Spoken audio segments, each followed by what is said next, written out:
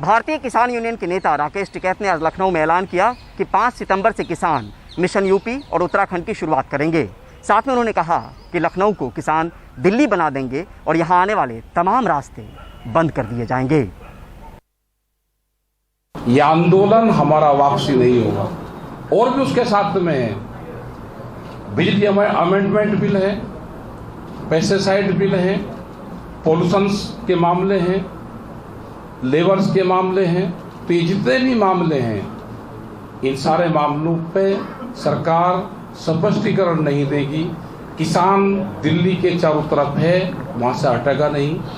और यहाँ के भी हम बता देना चाहते हैं, यहाँ की सरकार को भी, कि सरकार सही उससे काम करें। नहीं काम होगा, वो आंदोलन बन रहा है हमारा पूर्ण रूप से, लखनऊ को भी दिल्ली बनाया जाएगा। लखनऊ के भी चारों तरफ के रास्ते जैसे दिल्ली में सील हैं, ऐसे ही सील होंगे। उसकी भी तैयारी हम पूर्ण रूप से यहाँ पे करेंगे। यहाँ दिल्ली के जंतर मंतर पर रोजाना 200 किसानों का जत्था अपनी संसद लगा रहा है। आज खास बात ये हुई कि ये जत्था महिलाओं का था। पूरी की पूरी संसद ही महिलाओं ने लगाई। देखिए मेरी ये रिपोर्ट। दिल्ली के जंतर मंतर पर सोमवार का दिन 100% महिलाओं के नाम रहा।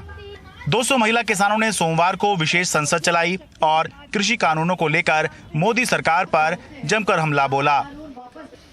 असली संसद में जैसे सांसद सरकार से सवाल पूछते हैं, वैसे ही इस प्रतीकात्मक संसद में भी पूछे गए। मेरा स्पीकर महोदय से क्वेश्चन है और कृषि मंत्री जी से भी। जब कोरोना काल था, सारी दुनिया इतनी परेशान थी, तो कौन सी इतनी जल्दी थी कि उस टाइम पे ये तीनों बिल पास कर दिया आपने। और जब किसान उस कोरोना से भी जूझ रहा था और अपनी खेती में भी काम कर रहा था, उसके सिर पर बढ़ती है। तो प्रतीकात्मक रूप से अपने बीच से ही बनाई गई कृषि मंत्री ने भी ऐसे जवाब दिए। मैं आप लोगों की कृषि मंत्री हूँ और मैं महसूस करती हूँ कि जो भी यहाँ बहुत तीखे सवाल किए गए हैं वो सही हैं। आपके खर्चे जितने सही हैं उतने मेरे भी सही हैं। मेरा भी ये ऐतिहासिक सवाल है कि ये लोगों को मारने के लिए कानून है और कॉर्पोरेट्स के फायदे के लिए कानून है। महिला किसान संसद में 46 साल की रमेश अंतिल भी आई। सोनीपत जिले के मुकीनपुर गांव की रमेश अंतिल आंदोलन में शुरू से जुड़ी हुई हैं। 3 फरवरी को सिंघू बॉर्डर पर आंदोलन के दौरान ही उन्होंने अपने पति को खो दिया, लेकिन जज्बा बरकरार है। 3 फरवरी को मेरे पति शहीद हुए। फिर भी मेरी सास ने ये कहा कि जमीन और जमीर अपनी बचानी है बेटा, मान और सम्मान के साथ अपने काले कानून रद्द करा के आने हैं। अगर मेरी बेटी होगी तो उन्होंने मेरी बहू नहीं मान रखा, मैंने अपनी बेटी मान रखा। उन्होंने मेरे को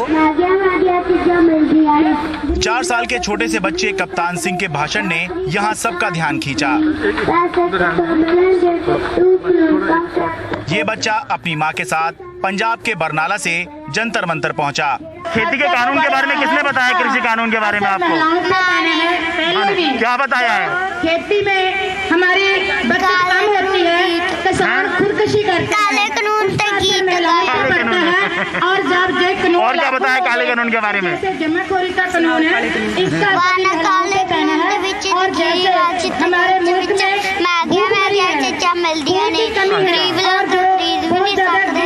अंदर से ही इस आंदोलन में जुड़े हुए हैं, तो हमें तो ऐसे लगता ही नहीं है कि हमारे लिए ये पराया है।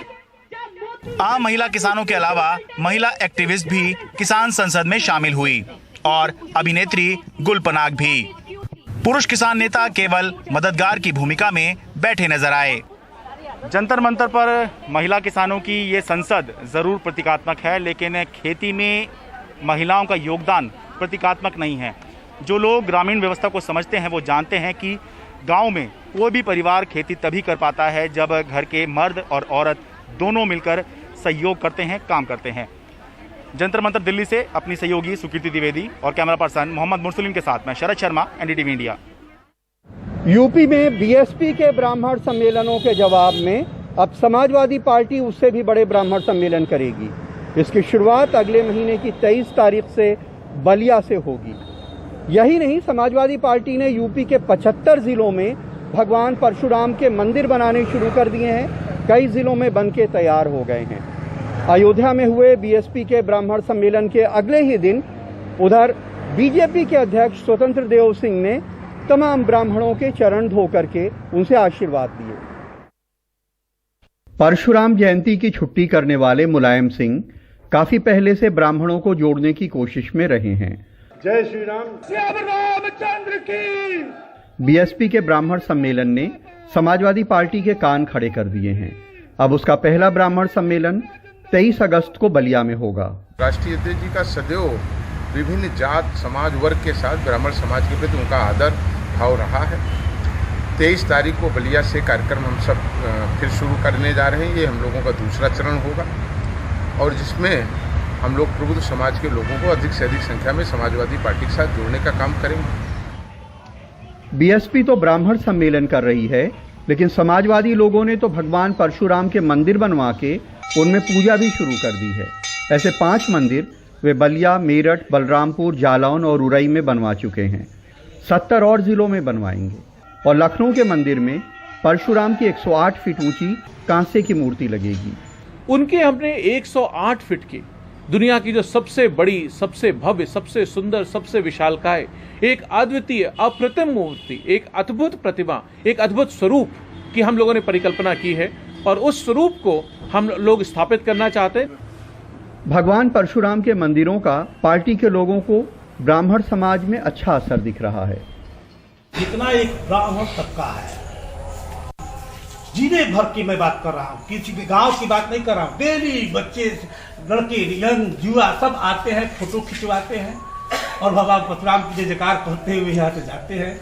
यहाँ पर श्रद्धालुओं की कोई कमी नहीं है, आते लोग जाते रहते हैं।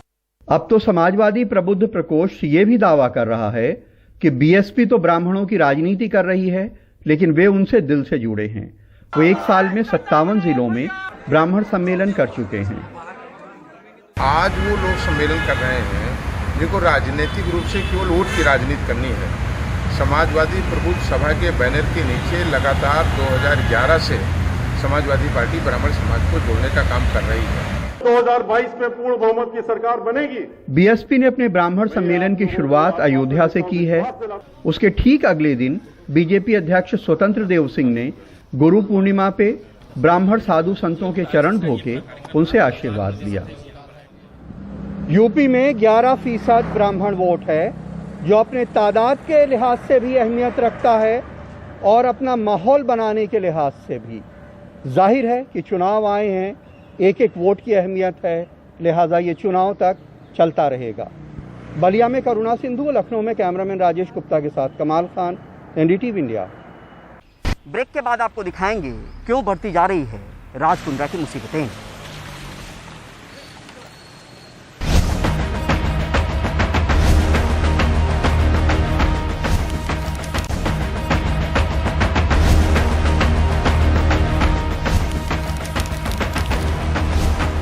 पॉर्न फिल्म रैकेट में गिरफ्तार राज कुंद्रा की मुसीबत कम होने की बजाय बढ़ती जा रही है।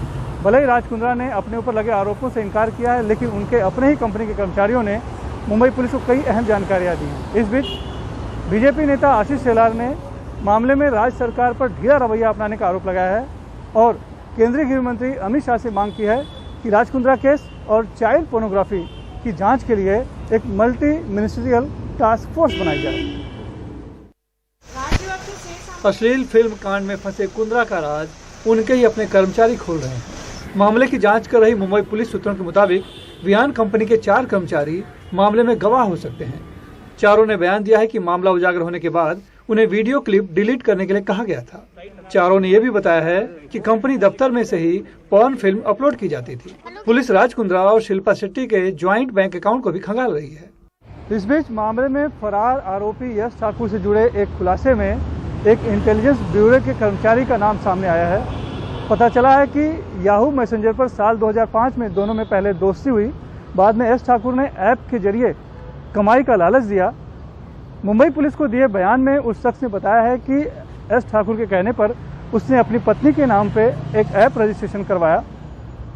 यश ठाकुर ने कहा था कि वो अवार्ड विनिंग शॉर्ट फिल्में उसमें अपलोड करेगा, लेकिन बाद में वो उसमें पॉर्न फिल्में अपलोड करने लगा। जब उसे इस बात की जानकारी मिली तब उसने यश ठाकुर से उसका विरोध किया और ऐप बंद करने को कहा। इधर बीजेपी नेता आशीष शेलार ने राज कुंद्रा के केस के साथ ही चाइल्ड पोर्नोग्राफी को गंभीर मुद्दा बताते हुए मल्टी मिनिस्ट्रियल टास्क फोर्स बनाने की मांग की है। आशीष शेलार ने इसके लिए केंद्रीय गृह मंत्री अमित शाह को पत्र भी लिखा है। वो दिखाते हैं कि 15,000 से ज्यादा वीडियो सर्कुलेट हो चुके हैं चाइल्ड पोर्नोग्राफी के। सिर्फ 2017 से 19 2 सालों में पॉस्को के गुनाह महाराष्ट्र में 45% से ज्यादा बढ़े हैं। आंकड़े यहाँ वहाँ हो सकते हैं, FIR 213 से ज्यादा है। अब ये स्थिति में महाराष्ट्र सरकार फेल हो चुकी है। आज जो इन्वेस्टिगेशन कर रही है वो शायद पहले करना चाहिए था। आशीष शेलार का दावा है कि पोर्नोग्राफी रैकेट बहुत बड़ा है, इसमें मनी लॉन्ड्रिंग से लेकर दूसरे कई अपराध जुड़े हैं, इसलिए व्यापक जांच की जरूरत है। मुंबई से कैमरामैन अशोक महाटी के साथ सुनील सिंह, NDTV इंडिया के लिए।